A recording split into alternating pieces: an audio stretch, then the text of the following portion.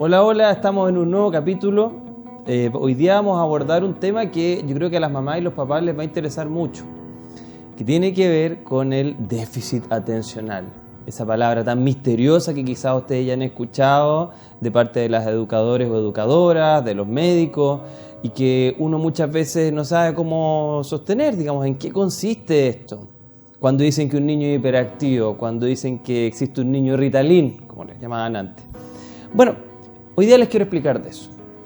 Primero tenemos que entender que el déficit atencional es una condición médica que se ha investigado durante los últimos por lo menos 50 años, que es muy real, ya voy a explicar mis argumentos por qué, pero que es muy real, pero al mismo tiempo muy distinta entre sí. Dos niños con déficit atencional pueden ser muy diferentes en términos de su conducta y en términos de su cabeza. Y eso va a influir mucho en qué tratamientos tener y cómo abordarlo. Hay distintas formas de poder abordar este trastorno. Lo segundo que les quiero decir es que es esencial tratarlo, porque si no se trata, esta persona va a crecer y puede tener más riesgo de sufrir algunas patologías psiquiátricas. Lamentablemente eso está bastante comprobado. Entonces, sin más preámbulo, les explicaré primero en qué consiste en términos de sus síntomas.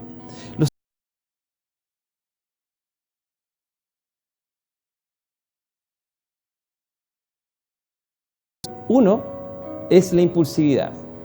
Niños que no pueden quedarse quietos en la mesa y le tiran un papel en la cabeza al otro, niños que empiezan a hacer pataletas, niños que son incapaces de seguir las reglas, niños o adolescentes que toman conductas arriesgadas. Eso podríamos llamar dentro del primer elemento de la triada, la impulsividad. El segundo elemento tiene que ver con la falta de atención o la inatención o desatento, le llaman en algunas palabras, da igual. La falta de atención se asocia con que yo te esté mirando y realmente yo esté en otro lugar. Entonces tú le dices al niño, ¿tú entendiste lo que te había dicho? Sí. Y después le preguntas 2 minutos después de qué estaban hablando y te va a salir con cualquier cosa. A veces las personas parecen estar atentas, pero realmente su mente está enfocada en otro lugar. Un mundo interno, o la mosca que pasó, o el ruido de afuera. Entonces, el segundo elemento de esta tríada es la falta de atención. Y quizás el más clásico dentro del déficit atencional. Y el tercer elemento que las mamás y los papás sufren mucho es la hiperactividad.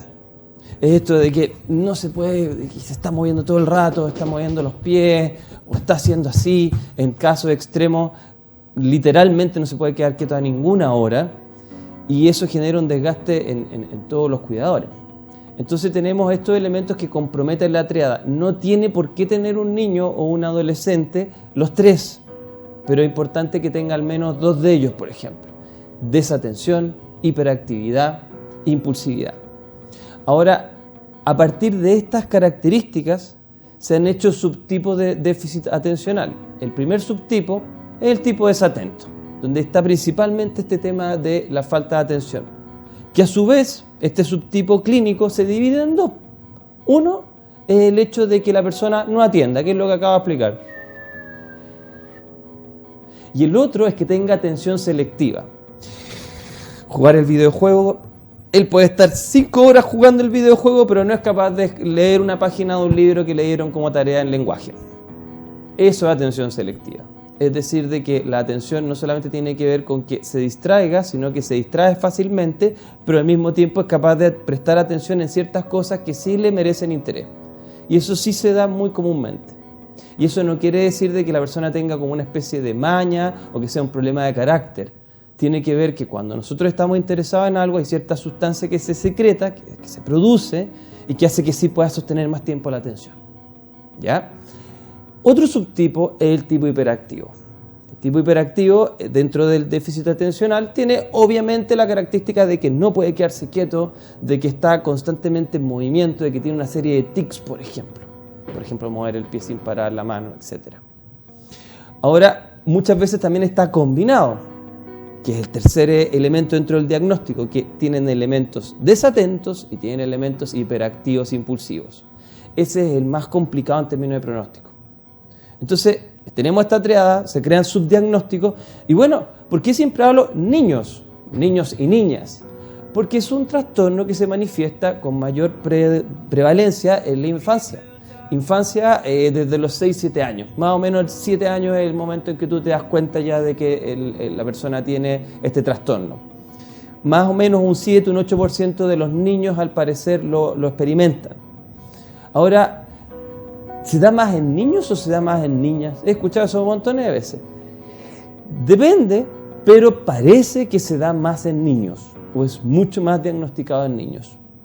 Vemos mucho más niños en las aulas que tienen graves problemas para poder sostener la vida escolar, la vida en el jardín infantil, que tienen mucho más síntomas de hiperactividad e impulsividad, de que le están pegando al compañero, de que están rompiendo cosas, de que son un problema para poder educar dentro de una aula grande.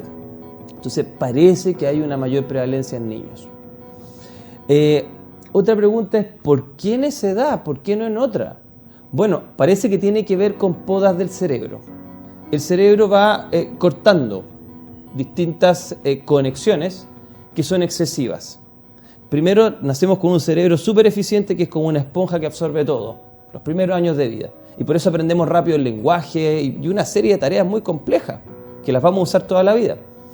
¿Qué es lo que pasa? Esa súper cantidad de conexiones, después, por un tema de la evolución, si se quiere, fue más útil decir en algún momento, bueno, de todo lo que logramos hacer, ahora tratemos de ser más eficientes en ciertas cosas. Entonces, en la niñez empiezan a haber cortes de las conexiones que finalmente no cuajaron, de cosas que realmente no se desarrollaron. Y después viene otra en la pubertad y otra al final de la adolescencia. Hay varias que tienen que ver con los cambios del niño. Entonces, al parecer, en estos periodos, por ejemplo, a los 7 años, al parecer la poda no es suficientemente eficiente. Quizás cortó muchas conexiones entre una área y otra, por decirlo en términos súper metafóricos. Entonces, por eso surgen o emergen en ciertas edades. Esto tiene que ver con la maduración cerebral, por eso se llama que es un trastorno del desarrollo. ¿Ok? Ahora, ¿tiene que ver con la inteligencia, con el factor de inteligencia, con la capacidad de resolver problemas? No. Tú puedes ser tremendamente déficit atencional, hiperactivo, impulsivo, etcétera, etcétera, y puedes tener un coeficiente brillante. Ahora bien, un gran psicólogo de la antigüedad, William James, decía que es más importante la atención que la inteligencia. Creo estar de acuerdo en eso, porque es necesario tomar conciencia, lo que vamos a hablar en algún capítulo, para poder hacer bien una tarea y para poder llegar a puerto. Uno ha descubierto con los años, ciertos experimentos en psicología social, de que las personas que son capaces de inhibir, de frenar su conducta para un logro mayor, son las que en la vida logran tener mejores resultados, no los que son más inteligentes, son los más esforzados al final. Entonces, parece ser que la atención es un tema relevante. Ahora, ok, ¿por qué tenemos que atender esta patología? Primero, porque si el niño no la atiende, va a tener una autoestima más baja. Muy simple, yo siento que no soy capaz de atender y me doy cuenta que no saco las mismas notas que mis compañeros, entonces empiezo a sentirme menos seguro en mí mismo. Entonces, muchas veces estos niños llegan con problemas de autoestima y después uno descubre que realmente no ha sido diagnosticada esta patología de la atención. Segundo lugar, si llegan a la adolescencia, ya vamos a hablar de los mitos, existe más riesgo de que estas personas, por ejemplo, tengan conductas impulsivas, conductas adictivas también. Es decir, es más probable que estos niños o estos adolescentes caigan en cosas que estén en contra de la ley, o es muy posible que consuman drogas. ¿Qué tipo de drogas? De todo, pero especialmente alcohol, estimulantes como la cocaína y también la marihuana, que es todo un tema que hay que conversar en profundidad. Entonces tenemos más riesgo de alteraciones en cuánto yo valgo, mi autoestima. Tenemos posibilidad de que la persona empiece a tener conductas arriesgadas o adictivas. Tenemos la posibilidad de que esto desencadene en la adultez, por no ser tratado a tiempo, un trastorno del ánimo. ¿Qué es eso? Puede sufrir más posibilidades de depresión o de bipolaridad, dependiendo de las características genéticas. Entonces, no tratar el déficit atencional es bien complicado. Ahora, cuando es en adultos, la presentación es muy distinta. Un paciente va a llegar como adulto sin ser diagnosticado y muchas veces va a venir como un depresivo o va a venir como una persona con adicción a sustancias. Normalmente solo un 20% de los adultos es diagnosticado como tal, pero tienen la misma triada. Normalmente la hiperactividad disminuye, pero lo que más aumenta es la dificultad en atender o atender selectivamente, y también es las conductas impulsivas, que muchas veces llegan a malas decisiones en la vida o al alcoholismo, por ejemplo. Entonces, cuando son adultos, mucho más difícil diagnosticarlo. Ahora, como sabemos de que esto va a superponerse con otras posibilidades complicadas en la adultez si no se trata, y como sabemos de que es un trastorno del desarrollo, viene la siguiente pregunta: ¿es curable? Sí es curable, o al menos es tratable. ¿Cómo? Dos sistemas. El primer sistema, que ha sido utilizado durante muchísimos años y funciona muy bien, es el tratamiento con estimulantes. Ya explicaré por qué el tratamiento con estimulantes es necesario. Tú con estimulante, por ejemplo, el conocido metilfenidato o Ritalin o Concerta o Aradix, distintos nombres de fantasía, ayudas a que este cerebro esté más en tono. Ya entraremos en detalle de eso, pero pensemos de que entra más en tono, como que está de una manera más eficiente. Entonces, al menos la mitad de los niños con trastorno de la atención no voy a poner se curan, porque no se curan, pero se eliminan los síntomas cuando toman esta sustancia. Entonces tú ves de que el joven es capaz de atender en clase, es capaz de responder, está mucho más quieto, está mucho más motivado. Ahora dije el 50 porque otro porcentaje muy grande de personas que lo padecen no van a tener beneficios con el tratamiento. Y lamentablemente por eso es que tantos educadores y tantos padres y tanto internet ha estado en contra de estas sustancias. Porque estas sustancias son buenas, estas sustancias han ayudado a millones de personas. Pero tú no puedes saber exactamente a cuál va a ayudar, porque el cerebro de cada uno es tan distinto como nuestro rostro o nuestras huellas de los dedos. Entonces, por ahí está un parte del problema. Estos niños requieren un tratamiento para que el cerebro funcione de manera más eficiente, porque está más lento el desarrollo. Insisto en eso. Es como que este niño tuviera los frenos de un auto que es más chico que el tamaño del auto de él. Otro ejemplo mejor. Cuando me refiero específicamente a maduración, hablamos de que hay un área del cerebro que está madurando más lento, que está madurando de una manera inapropiada. Y esa área es la corteza frontal, que es todo esto, un área enorme del cerebro. La corteza es todo lo que está encima, la capa esa arrugada. Bueno, la corteza frontal es la que más tiene maduraciones a través de la vida de una persona, y particularmente de la niñez a la adultez. Entonces se van conectando estas zonas en un proceso que se llama mielinización. Y bueno, en este proceso que va de atrás hacia adelante, ahí empiezan a haber estos retardos en la maduración. Y como les hablaba, ahí los estimulantes empiezan a trabajar a que la corteza frontal funcione mejor. ¿Qué es lo que hace la corteza frontal? Filtra. Es el gran gerente del cerebro. No está relacionado con la inteligencia, pero está relacionado con qué haces con esa inteligencia. Entonces esta corteza frontal ayuda a poner los frenos. Me dice, no hagas esto hoy día, porque si lo haces hoy día, vas a tener problemas mañana. Hay un experimento con unos niños que les ponen un marshmallow, una cosita dulce, y les dicen, mira, si tú lo comes en este minuto, apenas yo me vaya, el experimentador, tú vas a tener solo uno. Pero si tú te esperas 15 minutos, yo te voy a dar 3. ¿Qué prefieres? Y tú ves que la mayoría de los niños que tienen problemas de la atención, esta no es una prueba clínica, pero es muy interesante, no son capaces. Se va la persona e inmediatamente ven la recompensa inmediata. Porque necesitas tener esto desarrollado para decir, no hagas eso, porque si te esperas va a venir algo mucho mejor después. Estas personas no tienen ese freno, entonces lo ven, lo hacen. Y en la adultez tú ves que son las personas que más típicamente que se enojan y pegan a alguien o terminan una relación, etc. Entonces este gran freno del cerebro es fundamental. Ok, aparte de estimulantes, ¿qué tenemos? Bueno, tenemos también la posibilidad de trabajar a través de terapia. ¿Qué tipo de terapia?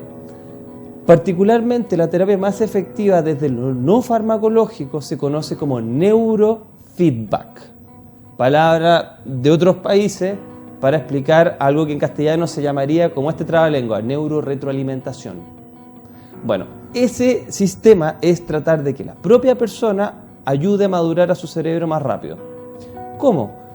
Imagínate que tú tienes un kinesiólogo. Un kinesiólogo ayuda a desarrollar una parte de tu cuerpo que está lesionada. ¿A través de qué? A través de ejercicios. Exactamente lo mismo algunos psiquiatras y psicólogos en Estados Unidos particularmente empezaron a pensar hace unos 30 años atrás, 40 años atrás. Dijeron, si nosotros podemos desarrollar un tendón, mejorarlo, fortalecerlo, o un músculo, ¿por qué no podemos fortalecer o desarrollar nuestro cerebro? Es posible a través de ejercicios. ¿Qué ejercicios? Ejercicios que dependen de una observación directa del funcionamiento de tu cerebro. Si tú vas a un kine, el kine va a estar mirando y tú en un espejo cómo estás moviendo tu tobillo. Y el hecho de hacerlo perfecto y de manera precisa va a ayudar a que puedas mejorar la lesión. Acá también no es hacer un crucigrama, aunque pueda ayudar, es tener un sensor puesto directamente en la zona del cerebro que está trabajando mal y tratar de que esa zona del cerebro trabaje bien. Y eso lo logra, no es necesario entrar en grandes tecnicismos, pero a través de herramientas que pueden medir en vivo la actividad cerebral y también que tú puedes programar para que te den una especie de estímulo condicionante cada vez que tú logres hacerlo bien. Es decir, tú no te preocupas de la matemática y la ciencia detrás de eso, tú ves una pantalla, estás escuchando un sonido o viendo un videojuego el niño, pero eso ocurre cada vez que él logra corregir la actividad de su cerebro. Y si tú lo repites una cantidad de veces, sesiones, terminas tratando el cerebro y modificándolo de manera permanente. Entonces es muy genial, es uno de los sistemas que yo más adoro y trabajo mucho en mi consulta, porque veo que puede generar cambios tangibles y reales en un tiempo más o menos relativamente corto. Ahora, eso es lo que se conoce: fármacos, neurofeedback, terapia conductual. Esto es lo más convencional, que es tratar de ayudar al niño con hábitos que le ayuden a aprender a estudiar mejor, a concentrarse mejor en clases, a respetar más las normas, a tener más conciencia de qué es lo que hacen sus actos sobre los otros, a aprender de que a veces tiene que esperar para actuar. Y a mí me parece también muy útil. Ahora, a veces es menos específica que el término anterior que les hablé. Entonces, bueno, cada familia tiene que ver ahí lo que más le corresponde, pero son métodos apropiados para la terapia. Ahora, ¿por qué los estimulantes funcionan? Porque la mayoría de los papás dicen, tienen dopado a mi hijo con Ritalin. Ok, en realidad no está dopado. Si usted tiene un cerebro bien, digamos, funcionando óptimamente, y usted toma esa pastilla, usted va a estar acelerado. Lo que pasa es que su hijo, por ejemplo, en el caso que funcione este tratamiento, tiene un cerebro que está trabajando más lento en ciertas áreas frontales. Entonces, por eso usted ve que cuando se estimula, en el fondo logra filtrar bien y parece más quieto, más concentrado. Entonces, primer mito, no los dopan, no hace de que la persona quede atontada. De hecho, todo lo contrario, es un estimulante y por eso la persona tiende a estar más despierta. ¿Ya? Tiene ciertas similitudes con todos los estimulantes, incluyendo, va a sonar terrible, la cocaína, pero funcionan de una manera totalmente distinta dentro del organismo, en términos de tiempo, en términos de cantidad, entonces tiene un efecto terapéutico. Ok, ahora entrando un poco más en detalle en eso, solo un poco más en detalle. ¿Cuál es la idea entonces química de esto? La idea es de que la corteza frontal de alguna manera está fuera de tono, tiene una cantidad o muy baja o excesiva de noradrenalina y de dopamina, dos sustancias esenciales en la atención y en lograr cumplir tareas. Entonces, cuando es mucho, por ejemplo, cuando una persona se vuelve adicta, un niño con déficit atencional adicto, cuando es mucho, estoy inquieto, estoy impulsivo y no respondo. Cuando es muy poco, también. Entonces necesitamos lograr una moderada activación de estos transmisores, es decir, los receptores y los químicos que están lanzando. Necesitamos la moderada, la ideal. Y por eso tratamos de ir buscando una dosis para que la persona sea capaz de entrar en ese tono cerebral. Es como un programa de televisión que usted viera con ese ruido que hace que sea imposible de poder distinguir la imagen detrás de eso. Eso le pasa a un niño con déficit atencional. No es capaz de lograr sacar ese ruido, entonces las imágenes son muy tenues. Ok, ¿tiene que ser de por vida? No. Normalmente se dan de lunes a viernes. ¿Por qué? Porque normalmente es el periodo donde están en clase. Pero sí va a ayudar de manera ostensible a que ese cerebro madure bien. Igual que el tratamiento de neuroretroalimentación que les mencioné antes. Ahora, entremos un poquito más en el tema de las sustancias y su relación con este trastorno. Miren, una de las cosas que más afecta al desarrollo del cerebro, aunque muchas personas digan que no, es la marihuana. particularmente en los primeros años de vida, en la niñez, por ejemplo, porque esta conectividad de la corteza frontal va a verse en jaque. Muchas razones no es necesario explicarlas en profundidad en este video al menos, pero tenemos que convenir que de alguna manera, como altera el procesamiento de esta información, es mucho más probable que un adolescente consumiendo marihuana tenga riesgo en la maduración de esa zona de su cerebro y por ende es más difícil de que esa persona salga de este trastorno. De hecho, es más probable de que lo mantenga en el tiempo. Respecto al alcohol, también. El alcohol deteriora las áreas de la memoria y el aprendizaje y también disminuye la actividad de las zonas frontales. Y de los estimulantes llegan al otro lado, al demasiado de noradrenalina y dopamina. ¿Y qué es lo que hace la persona? Hace que estos receptores funcionen de manera más anómala. Los empieza a distorsionar, diciendo de alguna manera también metafórica.